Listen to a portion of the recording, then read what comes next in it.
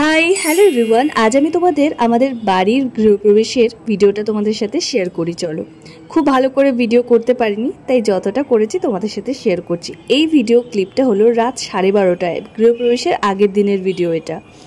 তো চলো, একেবারে সকালবেলায় দেখা হচ্ছে। এখন হচ্ছে যজ্ঞ, কিছুক্ষণ আগে পুজো হয়ে গেছে, এরপর সবাই মিলে আমরা অঞ্জলি দেব। তো এর আগে সকাল সকাল ভিডিওগুলো আমি তুলতে পারিনি, তোমাদের সাথে এখন থেকেই শেয়ার করছি। চলো, সুন্দর করে ঠাকুরের পুজো হয়ে গেছে, যজ্ঞ হচ্ছে, এবার আমরা অঞ্জলি দেব। এটা হলো আমাদের ঠাকুর ঘর। তোমাদের এক এক করে পরে সুন্দর করে সব ভিডিও শেয়ার করব সব ঘরের। তো এখানে দেখো যজ্ঞের ফোঁটাও দেবে আমাদের। তো এই যে আমি অঞ্জলি দিতে বসে গেছি। পুরো আমি কীরকম সাজগোজ খুব একটা করিনি, সকাল সকাল স্নান টান করে কিছু গয়নাগাটি পরে চলে এসেছিলাম, আর এখন অঞ্জলি দিচ্ছি।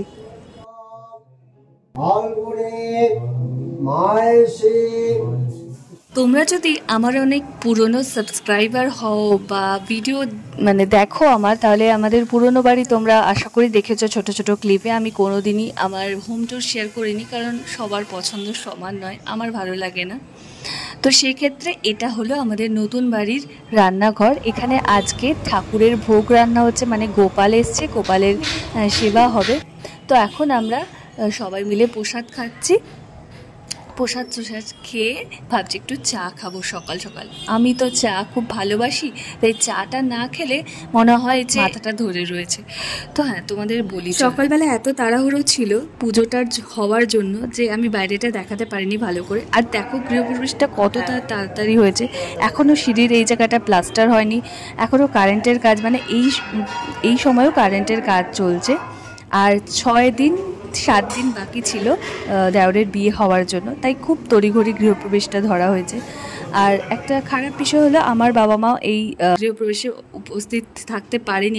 যেহেতু গৃহপ্রবেশটা খুব একটা শুভ কাজ, অসুস্থ থাকলে তো আসা যায় না। যেহেতু একটা জেঠু মারা গেছে, জ্ঞাতি জেঠু, তাই বাবা মারা অ্যাটেন্ড করতে পারেনি, আমার বাড়ির কেউই আসতে পারেনি। বোনের বিয়েতেও যেতে পারেনি, এই অনুষ্ঠানেও আসতে পারেনি। কিন্তু একটাই ভালো যে আমার দেওরের বিয়েতে আসতে পারবে, যেটা 7 দিন পর অসৎ ছেড়ে যাবে। আর আরও একটা কারণে গৃহপ্রবেশটা একটু তাড়াতাড়ি হচ্ছে।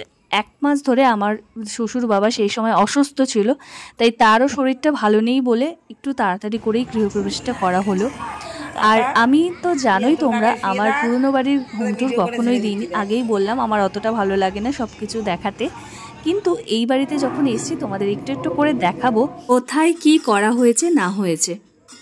আর এবার দেখো কীর্তনে বসে পড়েছে, ঠাকুরের ভোগ লাগানো হয়েছে, আর এদিকে কীর্তন হবে। কীর্তন হতে হতে তোমাদের আমাদের হল রুমটা চলো দেখাই।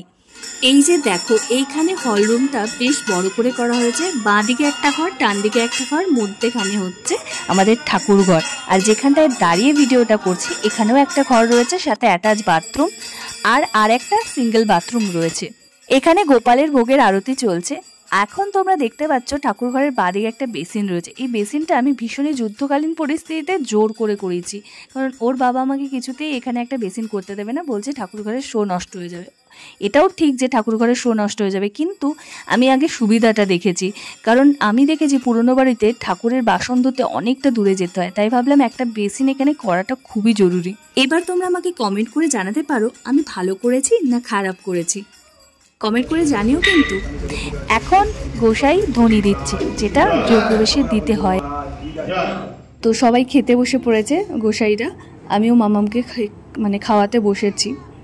তো তোমাদের সাথে একটা কথা শেয়ার করি। দেখো, আমাদের পুরনো বাড়িতে আমরা 6 জনা থাকতাম। 2টো ঘর ভীষণই ছোট ছোট, আর একটা ঘর অনেকটা বড়। আর রান্নাঘর নেই বললেই চলে, একটা স্পেসকে কাজে লাগিয়ে রান্না করা হতো। আর যেহেতু এখন সদস্য বাড়ছে, একজন সদস্য বাড়ছে, দেওরের বিয়ে হবে, বিয়ে হচ্ছে, তাই একটা পর্যাপ্ত ঘর লাগতো। সেই ক্ষেত্রে এই বাড়িটা বানানো হয়েছে। আর এখানে 3টে ঘর, একটা ঠাকুর ঘর, একটা রান্নাঘর, হল রুম বড় করে করা হয়েছে, আর 2টো বাথরুম রয়েছে, বেশ সাফিসিয়েন্ট। আর এই ঘর এই বাড়িটা আমার দেওরের জন্যই করা হয়েছে। আর যেহেতু আমরা সবাই যৌথভাবে এক জায়গাতেই থাকতাম, এখনও এক জায়গাতেই থাকবো। শাশুড়ি মারা এই বাড়িতেই শিফট করবে আর আমি পুরনো বাড়িতেই থাকবো। রান্না খাওয়া দাওয়া সব কিছু এখানেই হবে। তো হলেও বোঝাতে পারলাম নিশ্চয়। এবার চলো, সন্ধেবেলায় ভাগবত পাঠ হচ্ছিল, তার সাথে সাথে আমাদের গুরুদেব চলে এসেছে। আমার শ্বশুরমশাইয়ের ইচ্ছা ছিল যখন গৃহপ্রবেশ হবে তখন আমাদের গুরুদেব এই বাড়িতে আসবে, সেই মতো কাজ হয়েছে। ওনাকে অনেক বলার পর উনি কিন্তু আমাদের কথা রেখে আমাদের বাড়িতে এসছে। কিছু নিয়ম থাকে গুরুদেবকে আনার জন্য, গাড়ি করে নিয়ে আসতে হয়, আর সিঁড়িতে কাপড় পেতে দিতে হয়। যে যে জায়গা দিয়ে উনি হেঁটে আসবেন সেখানে নতুন কাপড় পেতে দিতে হয়। তো ওনাকে ভালো করে ওয়েলকাম করে নিয়ে আসা হয়েছে। আর ফুল যেহেতু ওনার গায়ে চেটানো হয়েছে, তাই অনেকটা ফুল বাবার গায়ে লেগেছিল, আমরা সবাই মিলে পরিষ্কার করে দিচ্ছিলাম। সেই তো গেল সেই দিনকার ঘটনা। পরের দিন আমাদের গোপাল চলে যাচ্ছে, অনেকটা দুঃখ। আগের দিন রাতে কিন্তু যেতে দিইনি তাকে, যে কোনো করেই হোক তাকে রেখে দিয়েছিলাম। সন্ধেবেলায় রাত্রেবেলায় কোনো বাচ্চা মানুষকে যেতে দেওয়া যায়? তাই সকালবেলা চিড়ে দই খেয়ে সে বাড়ির উদ্দেশ্যে রওনা দিচ্ছে। আর তাকে মা কিছু টাকা দিয়েছে চকলেট কিনে খাওয়ার জন্য, বা জামা কাপড় যা কিনবে। এবার চলো দেখাই, দুদিন আগেই মামার বাড়ি থেকে বাড়িতে ফিরেছিলাম। মামা কি দিয়েছে আমার মেয়েকে আমার বোনের বিয়েতে, সেটা চলো তোমাদের দেখাই। এই সুন্দর জামাটা আমার মামা আমার মেয়েকে দিয়েছে। আমার মেয়ে তো জামাটা পেয়ে বেজায় খুশি। এইরকমই বাচ্চা সে, যার প্রত্যেক দিন প্রত্যেক বেলাতে নতুন জামা হলে ভালো হয়। বাজারে গেলে নতুন জামা, স্নান করে উঠে নতুন জামা, খেতে বসলে নতুন জামা, এইরকম প্রকৃতির বাচ্চা আর কি। তো আমাকে কি দিয়েছে সেটা তোমাদের দেখাই। এই মসলিন শাড়িটা আমাকে মামা দিয়েছে, আমার মাকেও দিয়েছে, মাসিকে দিয়েছে, আরও অনেককেই দিয়েছে এই মসলিন শাড়ি। এটা কিন্তু পিওর মসলিন শাড়ি, ভীষণ সুন্দর দেখতে।